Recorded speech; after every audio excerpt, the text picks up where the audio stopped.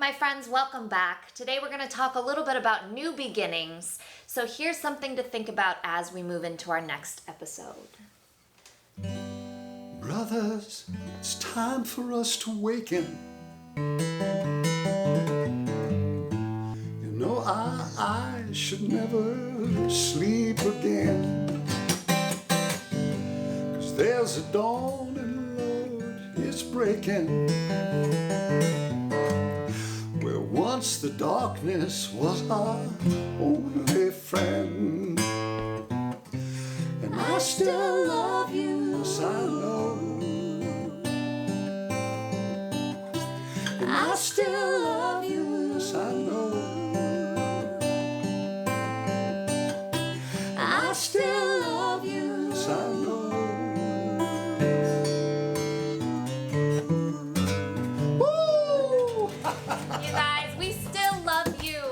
And thank you so much for showing up again for our 8th episode of One World, One People, a musical revolution. Yay! My name is Jenisa Castro. I'm an actor, a singer, a dancer, and a teacher, and my goal in life is to change the world through my art. A little more about me. I'm a professional Polynesian dancer and performer of 18 plus years, a singer since the age of 6. I studied under world-renowned vocal instructors and wellness practitioners, and I graduated with a BFA in drama and musical theater from NYU. And my name is Gregg Castro. I'm a singer, songwriter, proud citizen of the planet Earth, and my music is all about that. A little more about me. A professional musician, singer, songwriter, and performer for 50 years, teacher since the age of 25. I performed annually at Catalina for our Luau Explosion, and my sister and I sang the national anthem for my favorite team, the Lakers. So, let me tell you about our show. It's a 10-episode weekly series, and we feature guests from all around the planet, and we discuss issues that are important to all of us. And we get to feature my music because music is the universal language, and it is the one thing that brings us all together. Yes, it is. And in addition, you guys, as you know, for each episode, we are taking donations. And 20% of those donations for each episode goes to a different organization, charity, or foundation. With 2020 close to an end, we would like to welcome in 2021 with hope, light, and love. We are combining efforts, and by December 31st, 2020, we are hoping to raise $6,000 to distribute evenly amongst and help support 10 different organizations across the nation. Additional funds are donated to us and Gregg Castro Music to help the continuation of our program. And you can find the donation link in the description below, so please click on that link because today's organization is the Red Cloud Indian School on Pine Ridge Reservation. Through an innovative curriculum that combines cultural, spiritual, physical, and emotional grounding with academic excellence, Red Cloud Indian School continues to graduate Lakota youth who are poised to become and are becoming tomorrow's leaders both on and off the reservation. And today's song is Black Elk Said, a tribute to the vision of the great Lakota Sioux holy man, Black Elk. And today's guest is MAKA Black Elk. So my friends, in addition today to talking about new beginnings, we're also going to be talking about this idea that our guest calls false binaries, or this feeling of needing to choose between two different paths of life. That's right. You know, we all have decisions to make almost every day in our life. And oftentimes it's a false choice that we are tempted to make. For instance, politically, we think sometimes it's us against them. And we have to choose between the two. It's a false binary. Or on a personal level, all work and no play. Somewhere in the middle, let's hope. Or even on another personal level, family needs versus personal needs. And the point is that we really need to be balanced when there's a decision to make so that we can be sure that it's our choice that we're making. So you guys, today to help you along with that a little bit, we'd like to introduce to you an exercise from our expertise in Hawaiian dance and culture, because we feel that Hawaiian culture also reflects a lot of the values of the Lakota people and of the Lakota culture. And this exercise will ultimately, like you said, help to ground you and bring you back to yourself.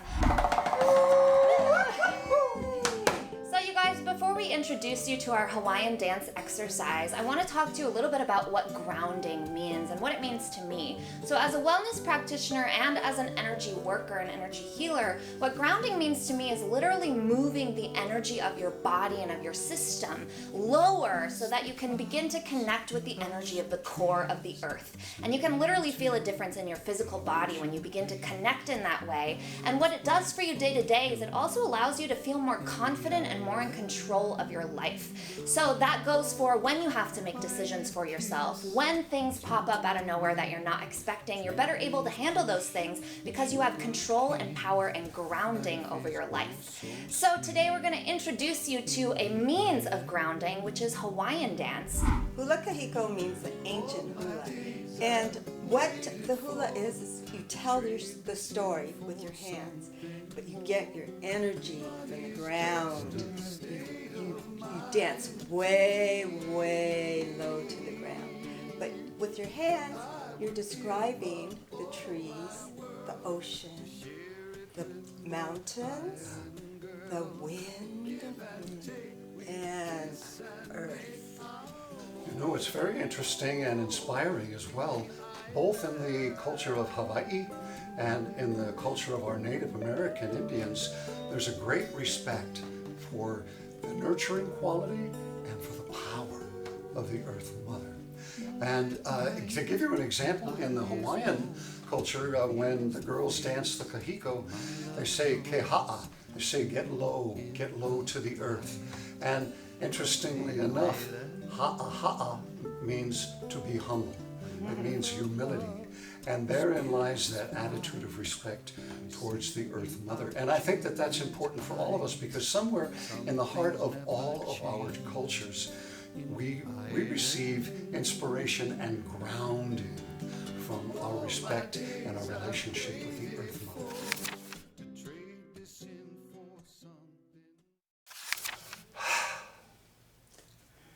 MAKA. I, Hemele no Ka'u'ulalana. Mai. Ohele. Ohele na oe. Taua'ulalena. Tahito mai lai utae. Tanani o pi'iholo.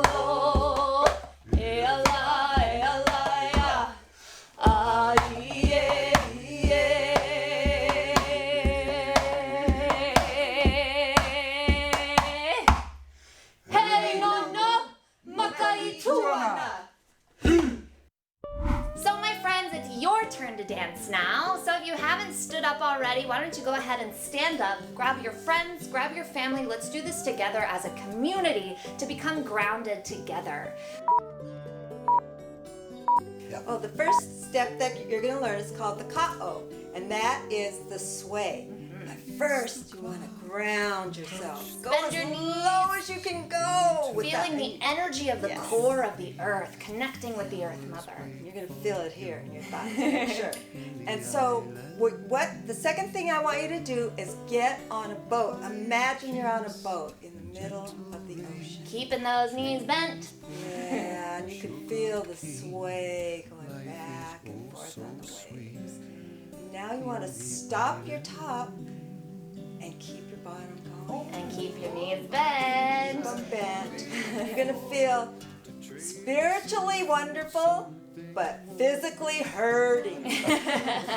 In the best way. All right, so now let's learn the dance itself. I'm going to tell the story with my words, and now watch the girls' hands. And you do exactly as they do and tell the story with your hands. And keep those knees bent, keep Right. those hips moving. That's right. So I say pearly shells. You pick Pick up up the your shells, turn them over. from the ocean. Right? Now Dig into the sand. shining in the sun now. That's a big, beautiful sun. Let's smile. Covering the shore. We have a beautiful horizon. Now when I see them, you take a look and see from your eye. My heart tells me I love you. Make sure it's your heart and not your tummy. Yeah, make sure it's not your liver too. Gotta hold it. And you say more than all those little Nice. shells. Okay, now let's put it all together. And you guys keeping those knees bent, keeping your hips moving. Yes, You're about to stay on feel your it now. boat. Stay on your boat. It feels so good. My pearly shell from the ocean. Dig into the sand. Shining in the sun. Sun, smile. Covering the shore. When From I your see eyes. my heart tells me that I love you. Your heart. And snug. Those little pearly shells. Pick up your shells. More than all. Those little pearly shells. Lava! And strike a pose. You guys, I hope you feel the groundedness and the power of this hula today. Thank you for joining us for this exercise, and welcome to our Kamakani Ohana. And now introducing MAKA Black Elk. Hey! MAKA, we are so excited to have you here with us today. Hello. Thank you Yes. for being here. Yeah, thank you so much. And just a quick introduction to let our viewers know. Ladies and gentlemen, we're very lucky today, all the way from the Pine Ridge Reservation In South Dakota. in South Dakota, the home of the Lakota Nation. That's right. We have MAKA Black Elk, a very inspiring educator. He's a great Three greats grandson there. of the very famous holy man, Lakota holy man, Nicholas Black Elk. And not only does he teach at the Pine Ridge Indian School right now, but he's got a bachelor's degree at the University of San Francisco, a master's degree at Columbia University, and a master's degree at Notre Dame. MAKA, that is incredible. Yeah, that's right. So we have you here today because, as you know, your story is very valuable to our viewers and to us as well. And like he said, you are an educator at the Pine Ridge Reservation at the Red Cloud Indian School. And for our viewers, your title is the Director of Truth and Healing. Truth and healing. And I know that we personally have never heard that title in any of our educational systems out here. So we think that's so beautiful. So we were hoping you could share with our viewers a little bit about what that title means and what you do at that school. Absolutely. Thank you. No, I appreciate being here, and thank you for inviting me.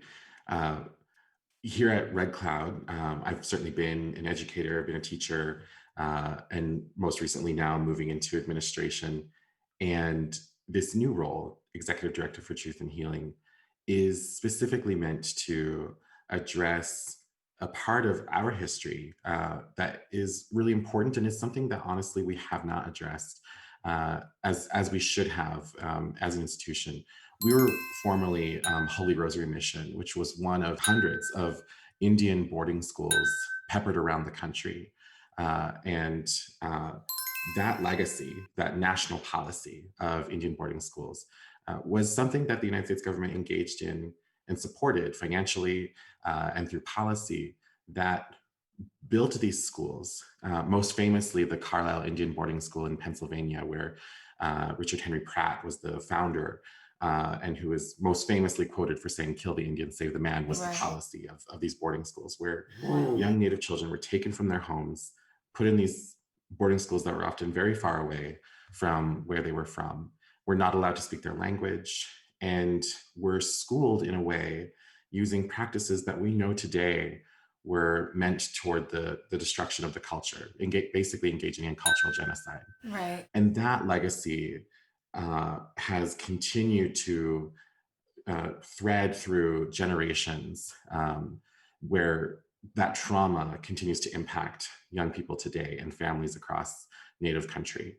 So in my role and my job as Executive Director for Truth and Healing will be to guide the community and the institution through what is commonly known as a truth and reconciliation process. Mm-hmm. These are most famously known through different examples, such as post-apartheid South Africa that had a Truth and Reconciliation Commission. And my job will be to sort of help this much smaller community engage in something like that here. Right. So, MAKA, something that I found really interesting from our last conversation, I was hoping you could elaborate on, is this idea of walking between two worlds, or walking in two worlds, I guess, as you put it. Can you tell our viewers what you mean by that in relation to your title and what you're doing there?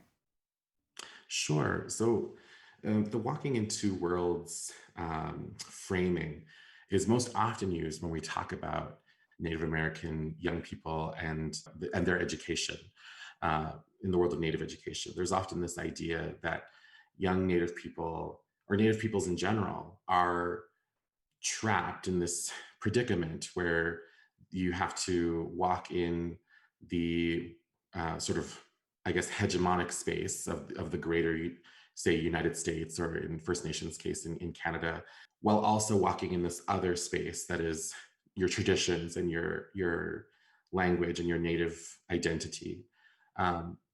The two worlds paradigm, I think, creates what I like to call a false binary. It's this idea that Indigenous peoples have to choose to either uphold something that is maybe romanticized as pure and pre-colonial Indigenous identity or practice, or choose this sort of stained, tainted, colonized version, and that there's a bad choice. And this can create, I think, an identity schism for a lot of young people as they grapple with what does it mean to be an Indigenous person in this colonial world.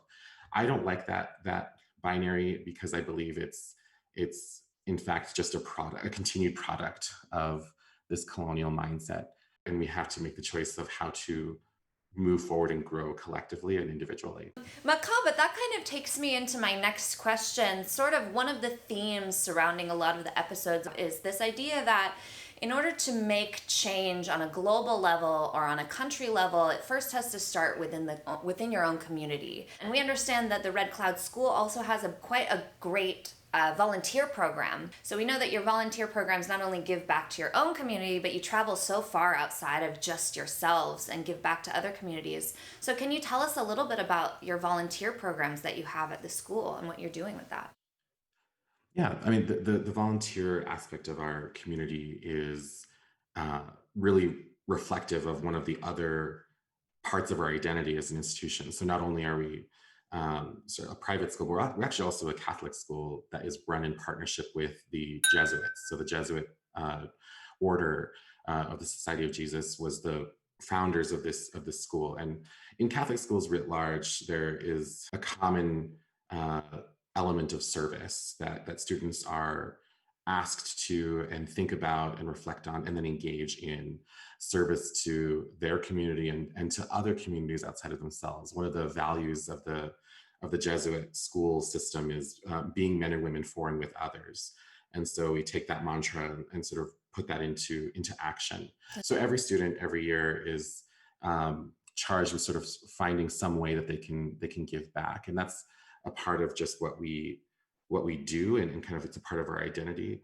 That's so amazing to hear about, because I was raised in Catholic school myself, and that was not the emphasis. It was a very different time. Let me just say that, okay? I know, and something that I think is worth reiterating what you said too, that I think we can learn a lot from, is this idea that helping other people is part of your identity. I think that's such a beautiful thing to associate, community service with who you are deep down in your core and in your soul and in your heart. I think that's so beautiful because, again, it's one world, one people. We're incorporating other people into our lives because we affect them and they affect us. MAKA, we got a story for you. I was on the website for the Red Cloud Indian School, and I saw this beautiful mural painted there at the school of Crazy Horse. And so I thought it would be kind of a surprise and a tribute, quite possibly, to do this story that I wrote about Crazy Horse. For those of you, our viewers out there that don't know, Crazy Horse is the great Lakota war chief of the Sioux Indian Nation. And, even though he was a great war chief, his main vision was peace for his people. And nobody exactly knows to this day where the body of Crazy Horse lies. But people are becoming increasingly aware of where the spirit of Crazy Horse lies.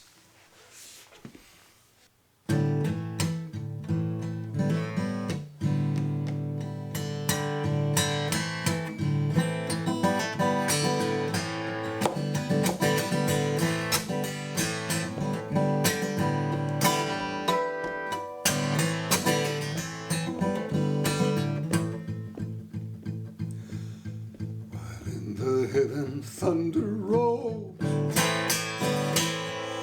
the north wind screaming takes its toll. Grandma grave on a grassy knoll, Crazy Horse comes dancing. Hey-ya, hey-ya.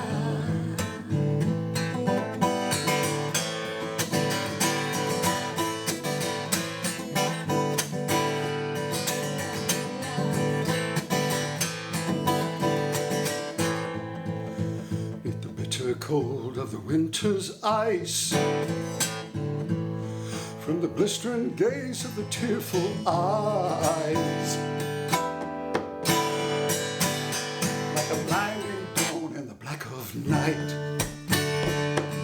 Crazy Horse comes dancing, dancing, singing, hey-ya, hey-ya, hey, many nations take one name, many tongues all speak the same,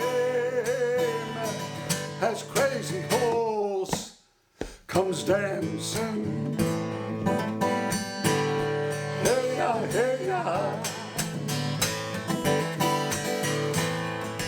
Hey-ya, hey-ya.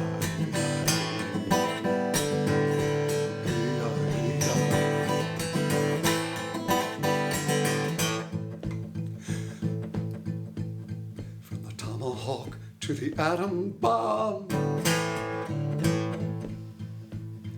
from Wounded Knee to Vietnam, with a broken arrow in his outstretched palm, Crazy Horse comes dancing. Hey, come now, dancing, singing, hey-ya, hey-ya, hey, many nations take one name, many tongues all speak the same. Hey-ya, hey-ya, hey-ya, hey-ya, hey, many nations take one name, many tongues all speak the same, as Crazy Horse comes dancing.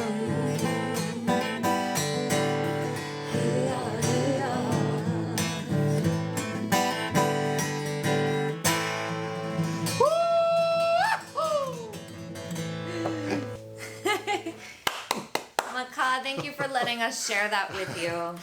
Thank you. Thank you for sharing it with me. And I thought it was so appropriate because I think that message, the message of returning, that great spirit of the great warrior, instead of returning with a weapon in his hand, he returns with a symbol of peace. We understand that Pine Ridge is going through a lot of challenges right now and has been for quite a while. Some of the same challenges that a lot of parts of the country go through day to day as well. And we think it's valuable to talk about that because of that fact. Everyone is kind of struggling with this throughout the country, and it's good to talk about sort of solutions that we can move towards together. Before I ask the question, just for our viewers, I just wanted to read some of the statistics that we found from some 2017 data about Pine Ridge Reservation. So we read that Pine Ridge is one of the poorest, most underdeveloped regions in America. There's high unemployment and gang violence. The life expectancy for men is just 48 years old. A youth suicide epidemic has plagued the reservation for years, and alcoholism is widespread. So we know that this is a big question, but like I said, it's important for us to talk about it, and we thought that as the director of Truth and Healing, you might have some thoughts about that. Yeah, no, I'm thank you for bringing this up, and I'm really also glad that you frame the conversation, emphasizing that this is something that a lot of places in the country also experience. And while those challenges are real, they are 100% real. There's certainly been a lot of work done here, but there are a lot of challenges. And a lot of them are very structural, baked into the history of the US government's relationship with Indian tribes, baked into the policies that still exist to this day. There are lots of structural injustices that keep this reservation from truly developing in the way that it could, that keep communities from being unable to leverage the resources that they have. So there's so many layers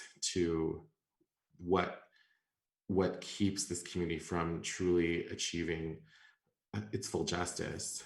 Education keeps the Lakota people alive. Now is when we need your help the most. Every day with your support through the education of the mind and spirit, Red Cloud prepares Lakota students to become the leaders of tomorrow. Donate now. There are resources that we all receive and that we all need that start us on that path too, and those come from our parents. Those come from our family. And we've talked just shortly and briefly about your folks before. They're very, very interesting and wonderful people. Yes, my parents, I think, were a model for me, and especially in pointing to our earlier discussion around the false binary. I mean, my father, as you said, he's from here, a native man, but he grew up in a very Catholic family. He at one point became a Benedictine monk for a time. My mother is the great granddaughter of Nicholas Black Elk, and her name is Charlotte Black Elk. My dad was Gerald Clifford. She is a lawyer, an activist. You talked a little bit about a conversation you had with your mom about how come she didn't go to church with you and Dad. Yes. So I did wonder about that, right? When I was a kid, going to church every Sunday with my dad, and my mother, of course, would never come with us. And one day, just sort of built up the courage to ask her, Mom, how come you don't come to Mass with Dad and I? And she said, well, I don't believe in that. And in fact, it's entirely incompatible with Lakota spirituality. And so that was a little shocking. It triggered that binary schism, right? Like, I have to choose. So I went to my dad. I relayed to him an example she gave me when I was speaking with her. She said, the only thing you need to really look at to know what a people and a culture believes in is their creation story. So she says, so the creation story of the Lakota people is that our earth is our mother, and we are in relationship with all of creation, and we're no better than the buffalo or the deer or the plants or the insects, right? So we live in relationship with them. She said, and what's the creation story of the Christian tradition? And I was like, Adam and Eve. And she's like, yeah. And what does that story teach us, right? That story teaches us that Earth is not our mother. Earth is a place of banishment, right, for our sins. And that just was just a brain explosion. And I was like, oh my God, she's right. I relayed this story to my dad, and he said, he gave a sort of big sigh, and he said, okay, your mom's not wrong. He said, but culture and the stories that cultures tell about their worlds, that's something that changes. And so what's eternal is God. I think he really helped me understand and heal the schism that had formed whenever that disjointed reality had sort of hit me in the face, when I got to realize, oh wait, actually these things can all be true at once. What a great testimony to your folks too, that such a fundamental different point of view still allowed them to harmonize and be creative and loving.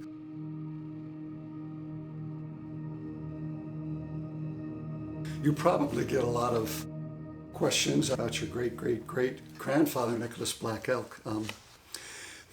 But for our listeners who are unfamiliar with this wonderful and marvelous man, he was a healer and a holy man of the Lakota Sioux, and he became world known, renowned, through a book that was written by John Neidhart, and it was called Black Elk Speaks. And the story is about the great vision of Black Elk. A part of that vision, I would like to read it to you right now. And this is the part that stayed with me my whole life until now. From Black Elk Speaks. And I saw that the sacred hoop of my people was one of many hoops that made one circle, wide as daylight and as sunlight. And in the center grew one mighty flowering tree to shelter all the children of one mother and one father. And I saw that it was holy. Wow. One world, one people, many nations.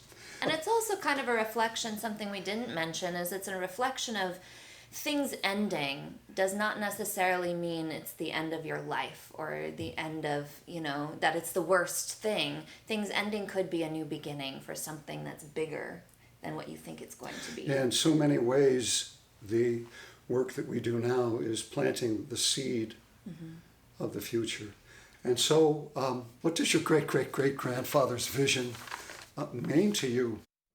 Oh, Black Elk is a figure so powerful and so complex. A lot of people who know him only from the book, if you only know him from that, you get the beautiful vision, which is a real thing that he had and a real message that he had to share. But you don't necessarily get the complexity of his journey before and after. He was there as a young boy at the Battle of the Little Bighorn where Custer was felled. He was there at Wounded Knee and was one of the survivors of the massacre. Afterwards, he became a catechist for the Catholic Church and had a conversion. And today is, being considered for sainthood in the Catholic Church. So he is a profoundly complex figure. I believe 100% that Black Elk was a Renaissance man who found a way to not live in this schematic binary two worlds. He found a way to live in one world. And for me, I think he's an example of what's possible. He already existed, and he certainly he's behind us in terms of history. But I think who he was is so far ahead of us. And now, dun, dun, dun, dun, on to more music. Okay, for our viewers, this song is the story of Nicholas Black Elk, and it's actually my story about his words, his vision, and my interpretation. The division between people, the times that we live in now, the walls that divide us, the walls and fences that separate us as one nation and one people. I find that the message of Black Elk resonates today, probably more than it ever has. There's a lot of changes going on today in the world, and you know what I'm talking about. And we're fearful that this might be the end. But if you stop and think about it, this really could be the beginning. And that's why I'm so excited about sharing the story of Black Elk. Here was an individual that lived in a time of great change. He saw life change from the tomahawk to the atom bomb. And yet, it never clouded his vision. He saw these changes as the rebirth of the tree of life. And this is the story. This is the story of many of the things he saw in his vision and many of the changes that he faced in his life.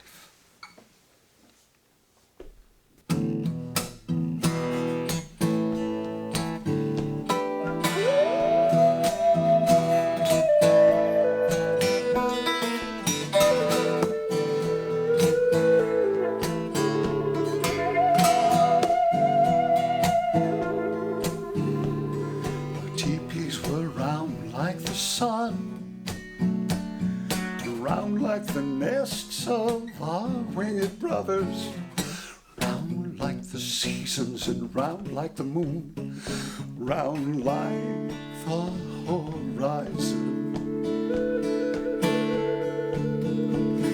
and round like the cycle of all things born and dying.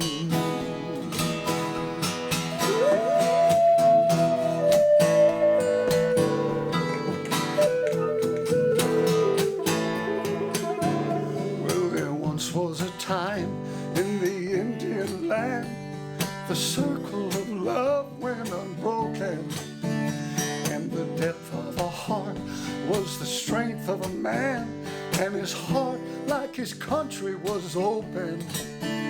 But the walls and the fences that the white man bring put an unnatural end to the flow of thing.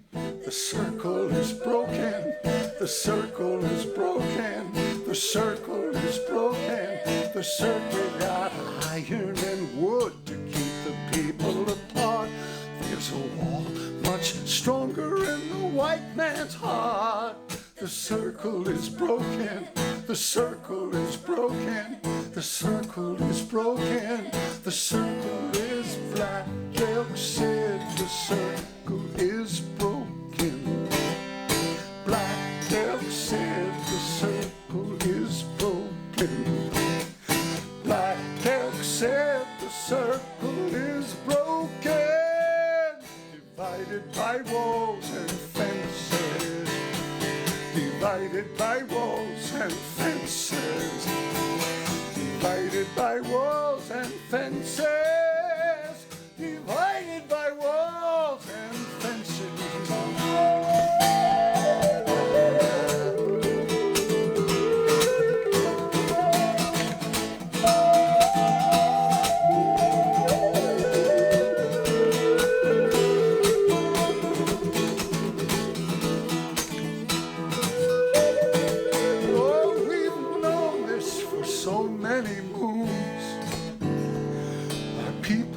Die in a world without freedom.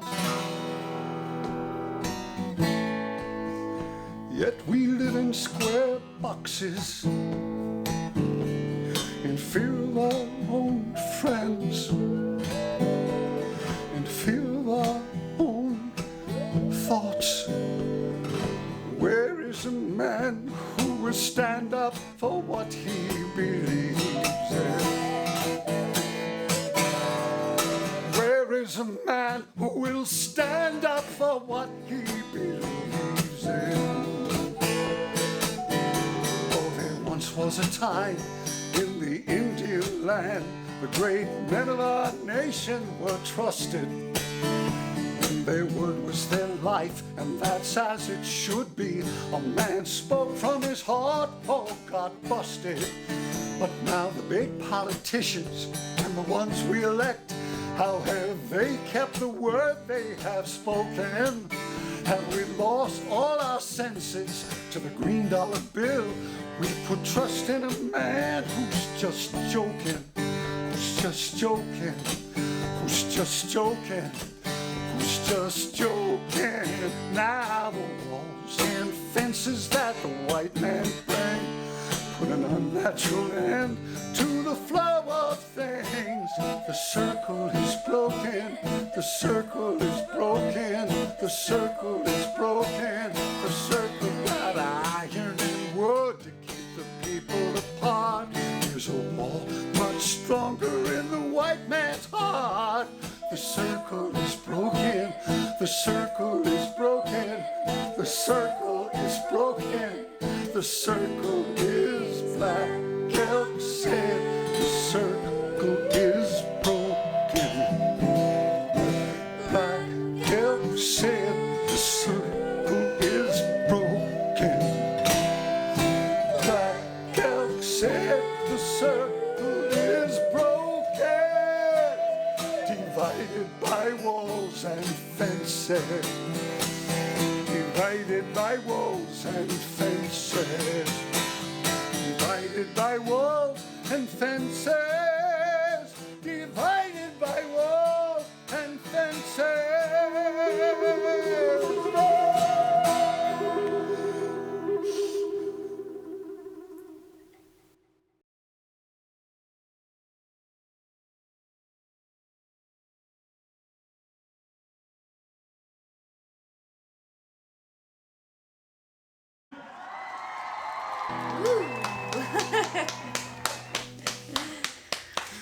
Thank you for letting me share that story.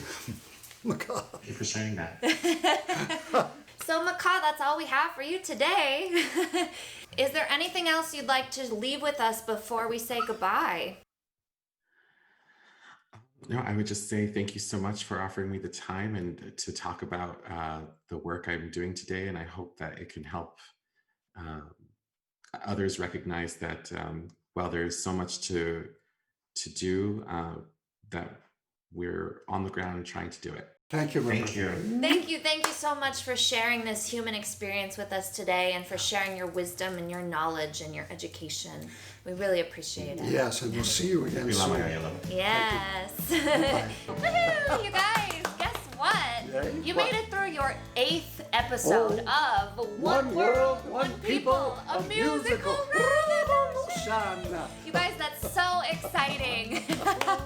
My name is Jenisa Castro. And my name is Gregg Castro. Yes. And just as a reminder, you guys, we are taking donations for this episode, and 20% of those donations will go to the Red Cloud Indian School. It is 100% donation-based school, and as you've seen throughout this interview, they are doing such awesome work with the kids at Red Cloud. So please click on the donation link in the description below to help MAKA in the beautiful work that he's doing. With 2020 close to an end, we would like to welcome in 2021 with hope, light, and love. We are combining efforts, and by December 31st, 2020, we are hoping to raise $6,000 to distribute evenly amongst and help support 10 different organizations across the nation. Additional funds are donated to us and Gregg Castro Music to help the continuation of our program. And please join us next week. Yes. So signing off, peace, and let's find our common ground. And remember, I still love you, yes I know. I still love you, yes I know.